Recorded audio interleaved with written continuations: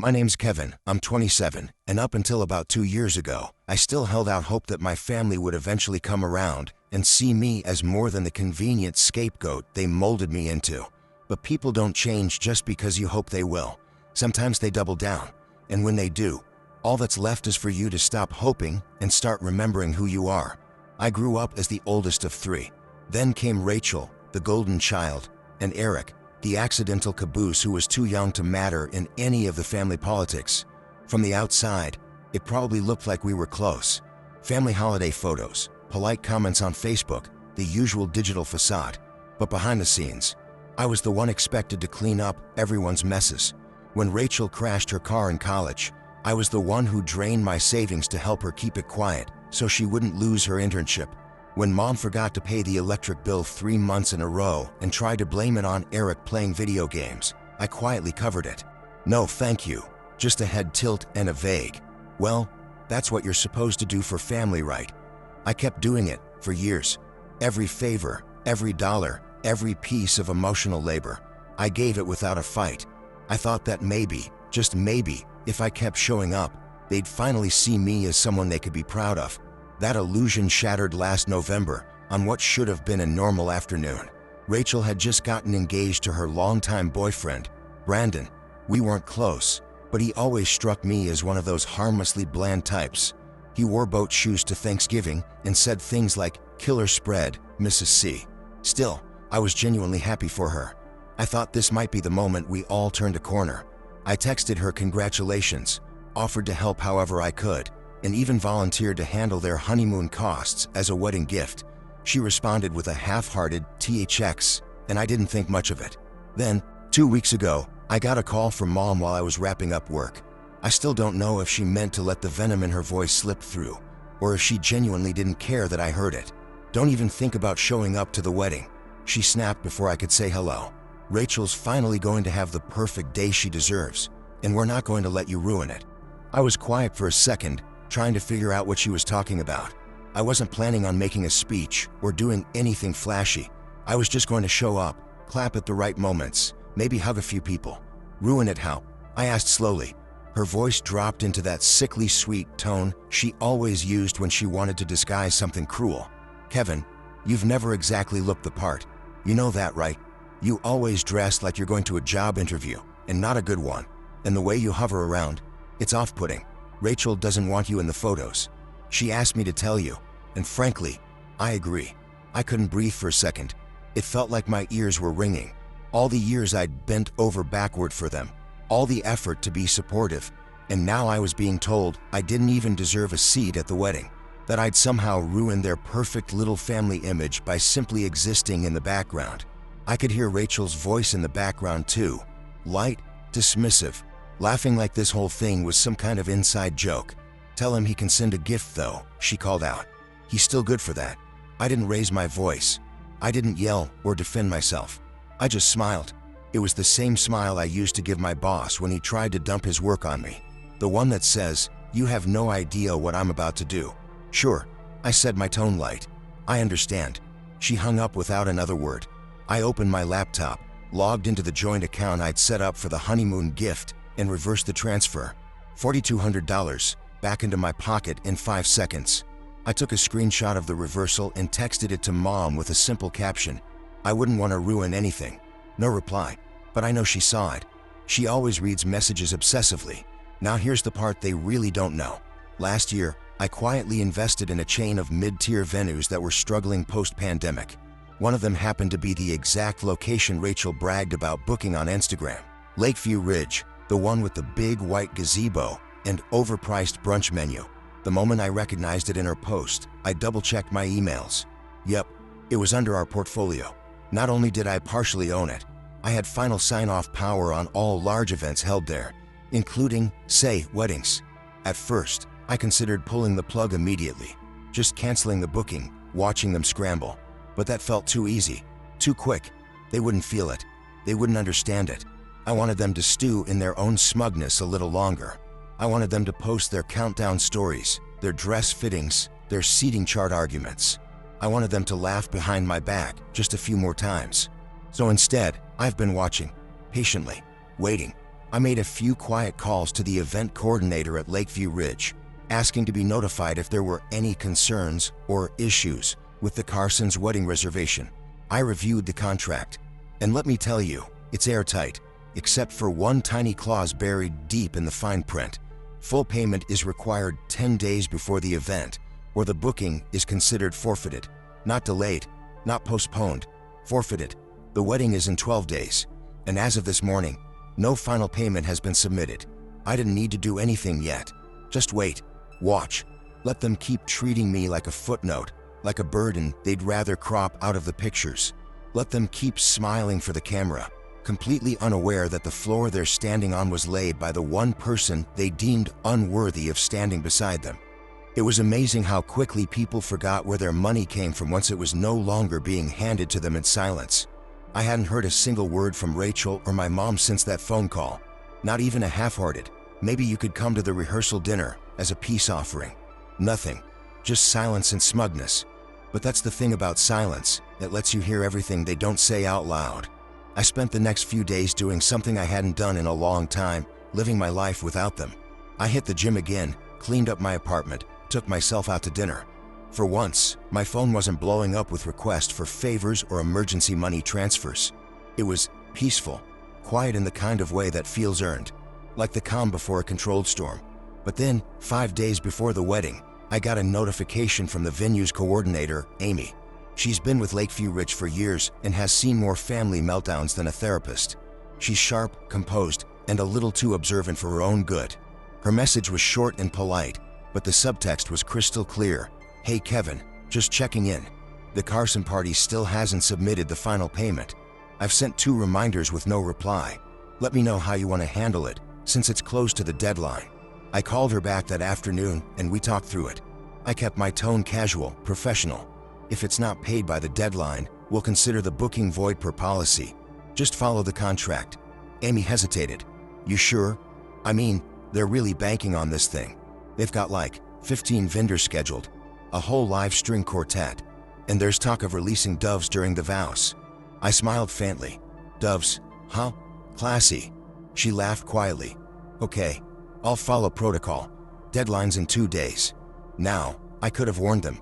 I could have texted Rachel a simple, "Hey, just so you know, your payment's late." But I didn't, because they made it clear I wasn't family. Not important enough to stand in a photo.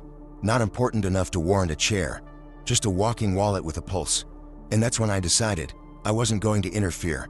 I was going to let the natural consequences of their carelessness do all the work for me.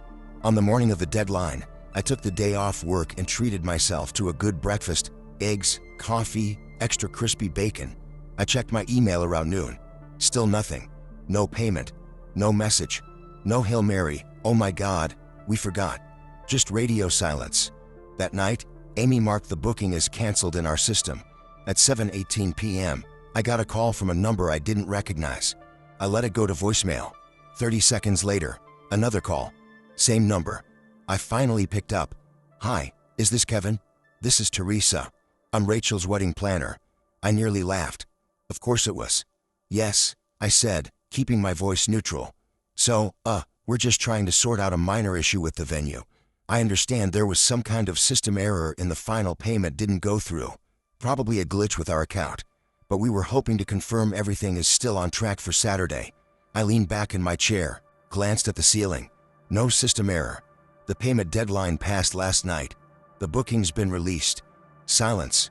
I could hear her breathing, and in the background, the muffled sound of someone arguing.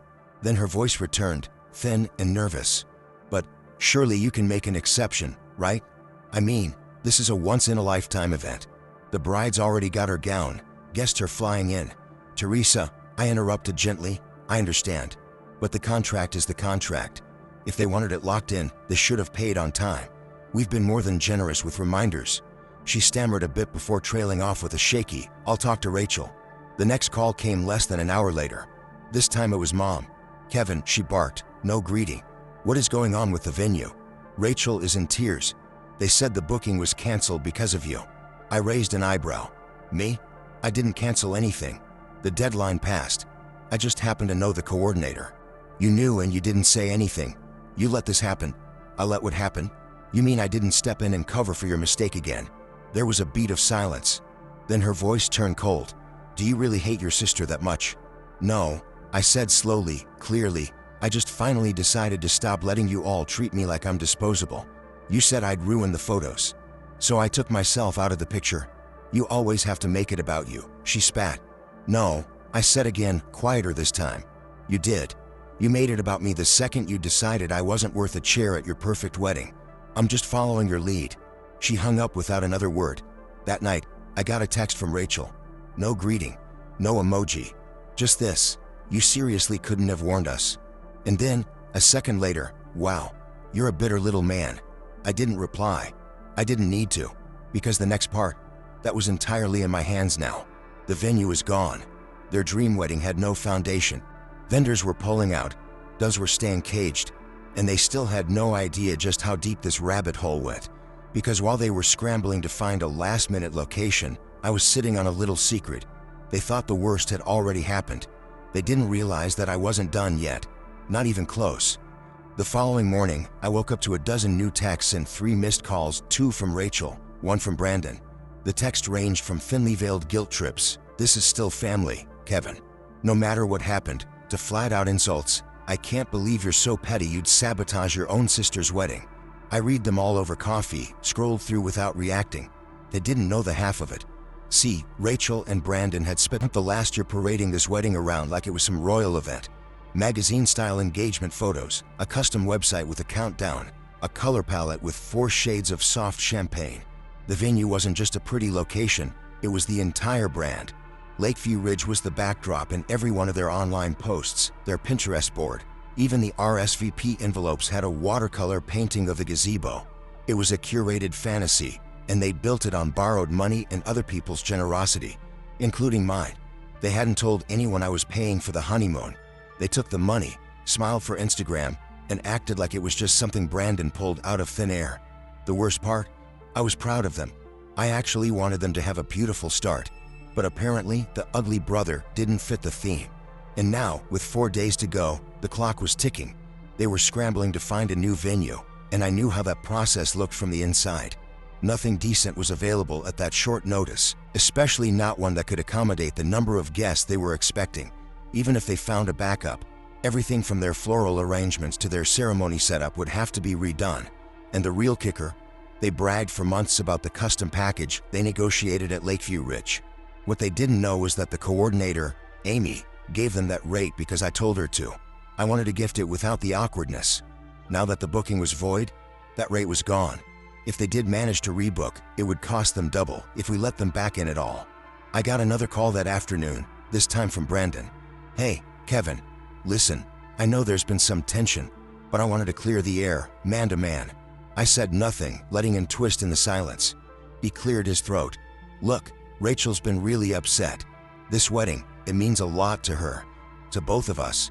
I'm sure we can figure something out, right? Like, you have connections at the venue. You could pull a few strings. Get us back in." "Brandon," I said calmly, "did you know I was the one paying for your honeymoon?" He was quiet for a second. "What? The honeymoon? The resort package you two posted about? The one with the villa and the private chef? That was me. $4,200. I sent it 2 months ago." No, I didn't know that." "Of course you didn't," I said. "Because your fiancée didn't want you to. She told me I'd ruin the photos. That she didn't want me there. So I took back the honeymoon. And now, you're asking me to step in and rescue the wedding." Another pause. I imagined him sitting there, staring at the wall like a kid realizing he hadn't done the homework. "I'm not trying to take sides," he said, his voice quieter. "But I don't think you understand how stressed Rachel is. This is her day." I almost laughed. "Oh, I understand. I just don't care anymore." Click. 3 hours later, I got an email from Amy with the subject line, "Update on Carson's." I opened it. In short, Rachel had called the venue, sobbing, claimed she was blindsided by the cancellation, that it was unfair and completely unethical. She demanded to speak to the owner directly. Amy asked if I wanted to respond personally. I told her, not yet. Instead, I did something better. I logged into the venue's website backend and added a small update to their homepage. "Please note, Lakeview Ridge is proud to host a private corporate event on April 27th. No wedding bookings will be honored on this date. That was their wedding day. I didn't use their names. I didn't have to. Anyone looking for a last-minute rebooking would see it. Every other venue in the area would assume we were booked solid. I had just quietly turned off the lights on every backup plan they had. That night, my aunt messaged me, and Claire texted, "Hi, sweetheart. Can we talk? Rachel's devastated. Your mom is beside herself." I stared at it for a while. I replied, "She said I'd ruin her photos." I took that seriously. She left me on read. The next morning, the group chat lit up. Not mine, theirs. My cousin forwarded me screenshots. My mom was furious, blaming me, blaming Amy, blaming Mercury in retrograde. For all I know, she ranted about how this wasn't how family treated each other, how she'd bent over backwards to include me. Rachel chimed in with a gem. "He's been jealous since high school. I always knew he'd find a way to make it about him." Jealous. That word hit like a slap and a punch wrapped in silk. Jealous of what? The curated spotlight she lived under. The endless stream of fake compliments and whispered betrayals. I had built everything I owned by working quietly while they posed for pictures. I gave without asking for credit.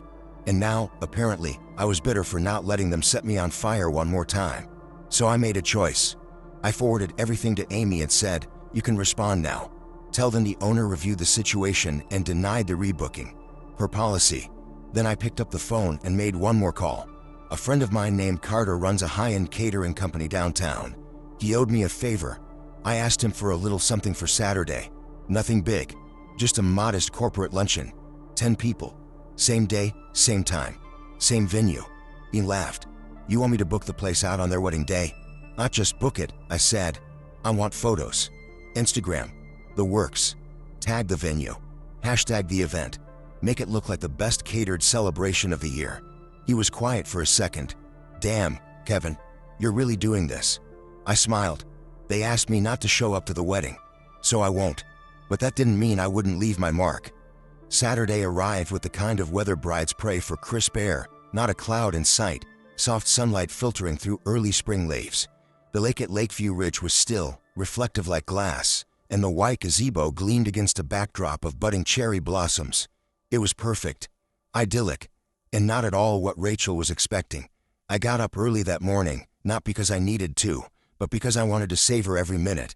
I took my time showering, brewed the good coffee, even ironed my shirt. Not to wear, just to feel a little sharper.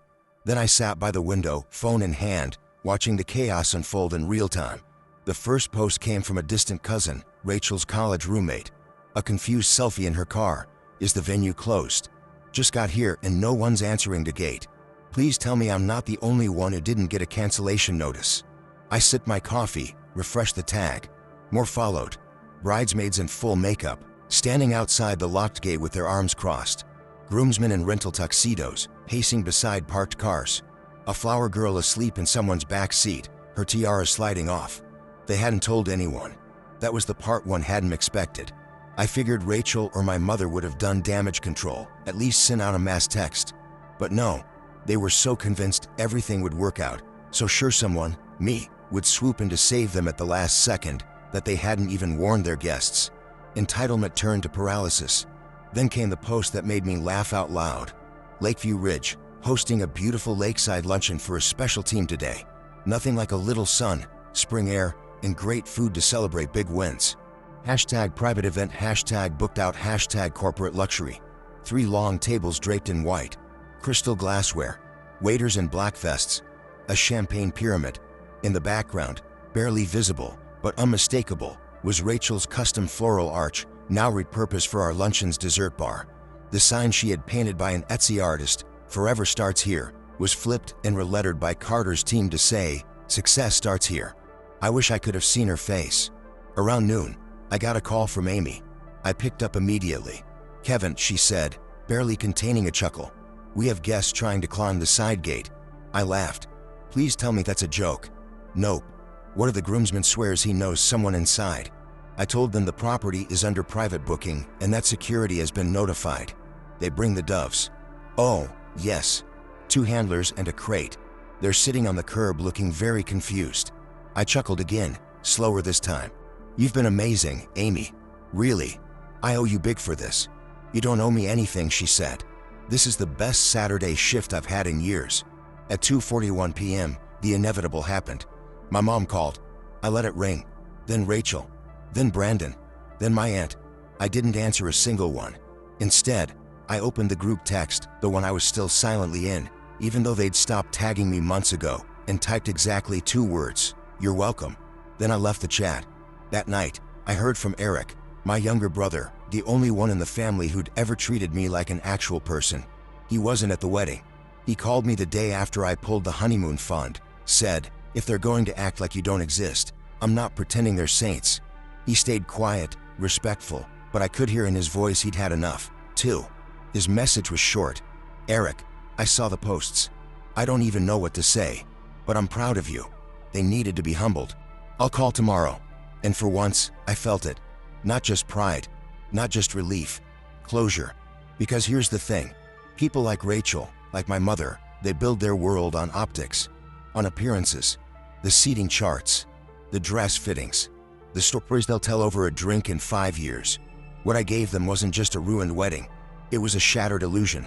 No one would remember how stunning her dress was. They'd remember standing outside a locked venue in heels for 2 hours. They'd remember the doves that never flew, the brunch that was served to a corporate team while the wedding guests stood in the parking lot, the whispered questions, why didn't they pay? Didn't they have help? And eventually, someone would point out that maybe, just maybe, Rachel wasn't the victim. Maybe the brother she tried to erase had simply said enough. 2 days later, my mother showed up at my door. She didn't knock. She pounded. I waited a minute, then opened it slowly. She looked exhausted. Her mascara had dried into the wrinkles beneath her eyes. Her blazer was wrinkled, her posture hunched, but her tone, still sharp. "You think you proved something?" she hissed. "No," I said calmly. "I know I did. You humiliated your sister." I looked at her for a long time. "She humiliated me. You did too. For years. You just thought I'd keep taking it. That I'd always show up, clean up, and keep quiet. Not anymore." She stepped forward like she wanted to argue, like she had a speech prepared. But I didn't give her the space. I bought the venue. I paid for the honeymoon. I supported this family when no one else did. And you erased me for optics. So this time, you got erased. She stood there, trembling, but she didn't say anything else. Finally, I added, "You can tell Rachel I'm not angry. I'm free. That's a better gift than anything on a registry." And I shut the door. A month passed. Then 2. I didn't hear from them. Eric and I grabbed dinner twice a week now. We talked about work, about life. Sometimes, we even laughed about the great wedding disaster of the year. I'd gotten a few sly messages from people who had been at the event, congratulating me without really saying what they were congratulating me for. And that was enough. I didn't need a parade. I didn't need a public moment. I had peace. I had power. And for the first time in years, I had a family that I chose, not the one that tried to write me out of their perfect picture. So I took the frame, and I burned it.